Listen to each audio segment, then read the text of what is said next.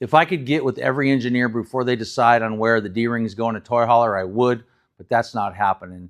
I have so many customers that call me and say, hey, Scott, I bought this new toy hauler and the salesman told me that I could haul dirt bikes, Harleys, bicycles, but it doesn't look like I'm going to be able to.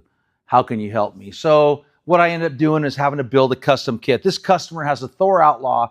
Thor always puts the D-rings about 8 inches from the front wall. So I have to build these arms so that the customer can push it all the way forward so he can shut the back door. D marks the spot. That's where the D-rings are going. I want this customer, when he gets this out of the box, to install it in minutes and not be confused. This video I'm going to send to him. Everybody, I'm Scott with Bolted On. Have a great day. Check out what I built.